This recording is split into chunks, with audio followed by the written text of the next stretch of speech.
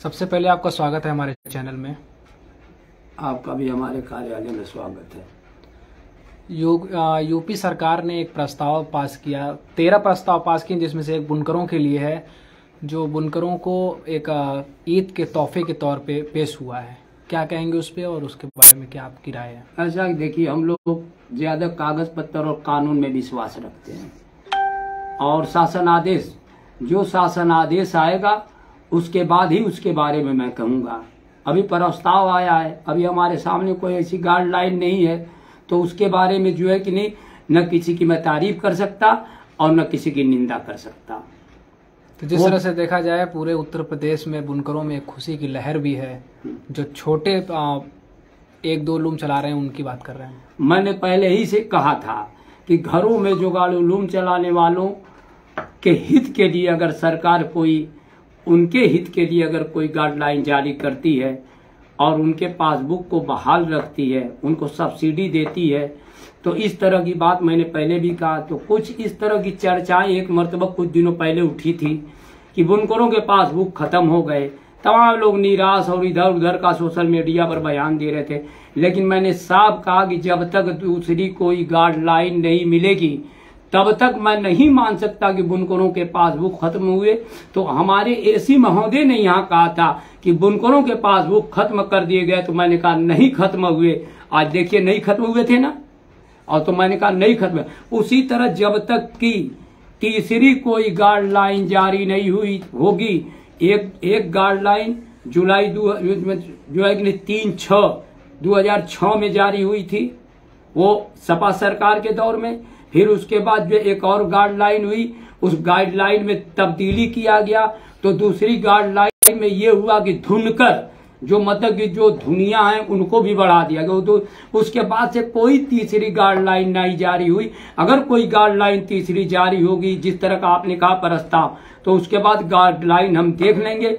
जब देखेंगे कि बुनकरों के हित के लिए हुई है कि नहीं हुई है, उसके बाद हम किसी की निंदा करेंगे या किसी को मुबारकबाद देंगे।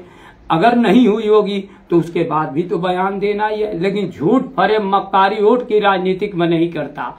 अभी कुछ दिनों पहले एक नेताजी थे बुनकर के, सेहरा पहन लिए, मीठा खा लिए, उसके बाद कहे कि यार माला तीता हो गया, मीठा तीता हो गया। तो इस तरह की राजनीति, मेरी सोच यही है कि मैं जो भी लोगों तक खबर दूं वो सच्चाई और ईमानदारी से भरी रहे। और बुनकरों की बात तो लंबे समय से मैंने कहा था कि जब तक कि बुनकरों के मसाइल हल नहीं होंगे, हम कोशिश कर रहे हैं। अभी 3 मसले हल हो चुके, एक मसले और हल करने बाकी है, वो भी कुछ दिन में हो जाएगा। तो आज आप ही कह रहे हैं कि सरकार ने प्रस्ताव, तो मैं समझता हूँ ये भी मसले हल हो गए, लेकिन हल तो हुए हैं, लेकिन मालूम नहीं उनके हित में हुए हैं कि नहीं हुए हैं। मऊ नगर पालिका के जो पूर्व चेयरमैन थे अरशद जमाल, उन्होंने अशोक धवन जो MLC हैं उनसे मुलाकात की, और जो उनके जरिए जो प्रस्ताव दिया, उनका कहना है कि उसी पर मोहर लगी है। देखिए, सबसे बड़ी चीज है उसमें प्रयास तो सारे लोग किए हैं, बहुत लोगों ने किया, लेकिन मैं जुगाड़ू लूम चलाने वालों के लिए प्रयास करता था। और सोशल मीडिया के द्वारा हर बात मैंने बताया। मैंने 3 कागज 3 अधिकारियों का, हथकरघा से लेके एसी से लेके एक्सीएन से, सारे लोगों का दिखाया। उत्तर प्रदेश सरकार का जियो भी देखा, मैंने कहा 21 तक का है। तो आप इस बात को, सच्चाई को क्यों नहीं लोग मानते? बुनकरों को चाहिए कि राजनीतिक और वोट की राजनीतिक के चक्कर में पड़ेंगे आप लोग, और यहाँ के 99% नेता जो है वोट की राजनीति करते हैं। अभी एक आदमी ने दिया था, अल्हम्दुलिल्लाह बुनकरों के मसले हल हो गए, फिर एक तरफ कह रहे हैं जो है कि नहीं, कि उसी की निंदा कर रहे हैं, कह रहे बुनकरों को ये भरा। इस तरह की 10 ही मिनट के अंदर इस तरह की 2 किस्मों की जबानियां नेताओं की है। सच्चाई बयान करना चाहिए।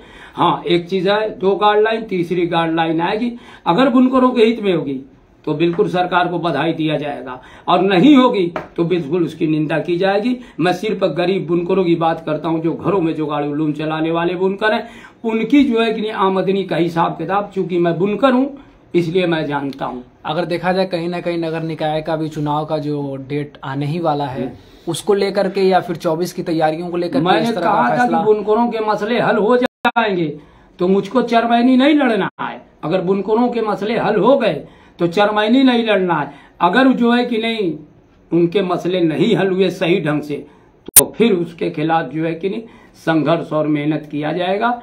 ऊपर वाले चाहेगा तो बुनकरों के लिए लड़ा जाएगा। कोई चरमैनी बहुत शौक नहीं है, क्योंकि हमको कमीशन से कोई लेना देना, मेरा बिजनेस नहीं है कि इलेक्शन लड़ूं या न लड़ूं। लेकिन रह गई बात कि बुनकरों के मसले हल होना चाहिए। बुनकरों की स्थिति क्या है अभी इस वक्त? बुनकरों की स्थिति, एक बुनकर जो है कि नहीं अपने जुगाड़ू लूम पर बड़ी मेहनत और मजदूरी से अपना जो है कि नहीं 4-5 परिवार मिलकर पालन पोषण करता है अपने बच्चों का। उसके बच्चों का, उसकी गरीबी का ये हाल है कि उसको दवा इलाज की जरूरत पड़ती है, तो दवा इलाज के बिना जो है कि नहीं उसके बच्चे उसके पहलू में दम तोड़ देते हैं। इन गरीब बुनकरों की ये दशा है कि उनकी बहन बेटियों की समय से डोलियां नहीं उठ पाती हैं, और बुनकरों की आमदनी का ये हाल है कि किसी तरह 1500 रुपया मजदूरी करके अपने साहूकारों के वहां से ताने और बाने लाकर किसी तरह ये मजदूर बेचारे अपने बच्चों का पालन पोषण करते हैं। तो किस तरह से देख रहे हैं आप जो ये प्रस्ताव जो आने मैं तो यही कहता हूं कि बेहतर होता कि अगर सरकार कोई भी गाइडलाइन जारी करे तो 72 का 143 कर दे, 143 का जो है कि नहीं दूना कर दे, 286 कर दे। यहाँ तक तो बुनकरों के आंसू पोछे जा सकते हैं, उससे अधिक बुनकरों पर जो है कि नहीं। अगर एक चीज की और चर्चा हो रही है कि जो बुनकरों के लिए जो 300 रुपए जो हाफ आवर्स का जो लूम होता है, जो मोटर होती है, उसको लेके भी चर्चा चल रही है। तो देखिए उसके बाद एक लूम का 400 रुपए अगर आ रहा है तो क्या 2 लूम लगाने पर उनका 800 रुपए हो रहा है? 840 रुपया हो जाएगा जिस तरह अगर देखते हैं तो आप, अगर 800 रुपया होता है। उसके बाद एक चीज और मैं कहूंगा आपसे, कहीं ऐसा ना हो मुझको कि इस गाइडलाइन में बेहतर होगा कि अलग से जो कनेक्शन दिया जाएगा उस कनेक्शन को हटा दिया जाए तो उससे भी बेहतर होगा। तो क्या इससे कुछ नुकसान भी हो सकता है बुनकरों को? अब जो किया कि मान लीजिए एक बुनकर अगर जो है कि 400 कुछ रुपये पड़ते हैं, और 400 रुपये एक लूम पर, तो अगर 2 लूम बुनकर चलाता है तो 840 रुपये हो जाते हैं। ये तो रहा लूम का। अब क्या अलग से कनेक्शन लेना पड़ेगा घर के लिए? अगर गलत अलग से कनेक्शन ले, फिर वही बात आपने पूछा, मैं कह रहा हूँ जब गाइडलाइन आएगी तभी तो मैं बताऊंगा। और बेहतर होगा कि जो अलग से कनेक्शन लेना पहले तो उसको न लिया जाए, वो न दिया जाए बुनकरों को, वरना फिर वो 1800 रुपये की बिल जमा करना पड़ेगा। और बुनकर की इतनी 1000 रुपया तो अपने साहूकार से वहां ताने और बाने लाकर मजदूरी करता है। मजदूरी घटती है, बढ़ती नहीं है। तो बताइए मेरे भाई की जो बुनकरों की आमदनी नहीं बढ़ती, घटती है, और सरकार की तरफ से इतने बोझ अगर आ जाते हैं गाइडलाइन दिए, बुनकर बेचारा, और बुनकर में अक्सरियत में जो है कि नहीं पासमानदा हैं, और पासमानदा में हिंदू मुसलमान जितने हैं यही बुनकरी का काम करते हैं। तो कम से कम ये न कहा जाए कि पासमानदा का कोई भी मसला हल करें बुनकरों का, तो कम से कम उनके चेहरे की चमक को देखते हुए, उनकी मजदूरी को देखते हुए, उनकी गरीबी को देखते हुए, उनका बेटियों की देखते हुए, उनके बच्चों के दवा इलाज को देखते हुए इस तरह की गाइडलाइन अगर बेहतर होगी। चूंकि मैं बुनकर हूं, मैं जानता हूं कि मजदूरी 1000 रुपये में मिलती है, किस तरह इलाज और बच्चों को शिक्षा देनी है। शिक्षा इतनी महंगी हो चुकी है, ये गरीब बुनकर कहाँ जाएगा? इसके रहने के लिए मकान भी नहीं है, थोड़े से मकान। एक चीज और कि मऊ में जितने भी यहाँ के जो नेता है, बुनकरों के नेता है, वो सब अपना अपना मतलब एक क्रेडिट ले रहे हैं इस चीज पर। इस चीज पर क्रेडिट लेने की बात है कि कहीं ऐसा न हो कि न खुदाई मिला, न वैसाले सनम, न इधर के हुए न उधर के हुए। कहीं इनकी गाइडलाइन या मुबारकबाद के चक्कर में कई बुनकर अब कुछ जागरूक हो गया है। हमारे जैसे लोग 1-2 साल से रोड पे आ गए, सोशल मीडिया पे आ गए, अब लोगों से सच्चाई बताना शुरू कर दिए। ऐसा नहीं कि 2006 से आज तक 15-17 साल से बुनकर के नाम पर इलेक्शन होते हैं और वोट लेते हैं, चुनाव जीते, कहीं ये बुनकर नकार न दे। अभी मैंने सुना कि एक है कि मैं करा दिया। अरे किसने कराया वो मालिक जानता है खूब अच्छी तरह।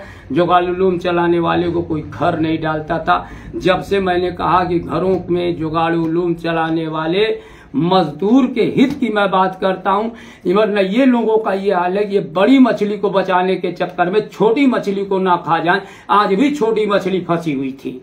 तो कहीं ना कहीं छोटी मछली का तो ही फायदा है। ये छोटी मछली का अभी कहाँ फायदा है? अगर इस गाइडलाइन के अलावा अगर ये मतलब योगी जी की सरकार ने अगर कोई दूसरी गाइडलाइन जारी किया तब बताया जाएगा कि छोटी मछली जो है आराम पाया कि जो है कि बेचारी अब भी कष्ट झेल रही है।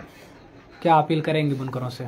मैं अपील यही करूंगा कि मेरे बुनकर भाइयों, अभी कोई गाइडलाइन जो सामने आ जाए उसके बारे में जो है कि नहीं हम लोग अगर कोई बात कहेंगे तो गाइडलाइन के हिसाब से कहेंगे, और आप गाइडलाइन से कोई हिसाब फैसला करिए। चूंकि हमारी हमेशा मांग थी कि कम से कम जो है कि नहीं, अगर कोई भी अगर बुनकरों के रेट फिक्स हों तो उसमें अलग से कनेक्शन लेने की न बात की जाए, वरना सरकार से फिर मैं कहूंगा कि अगर कोई इस तरह की अगर बात हो अलग से कनेक्शन लेने की, तो इससे जो है कि बुनकरों के चमक के चेहरे की चमक नहीं जाएगी। इनके बेटियों की डोलियां जो है कि जो समय से नहीं उठ पाती है वो भी नहीं उठ पाएंगी। इनके जो है बक्के भूखमरी के शिकार होते हैं, इनको शिक्षा नहीं मिल पाती है। ये हमेशा के लिए जो है कि बेचारे इसी तरह जो है कि जिंदगी की जो है कि दर दर ठोकर खाते रहेंगे।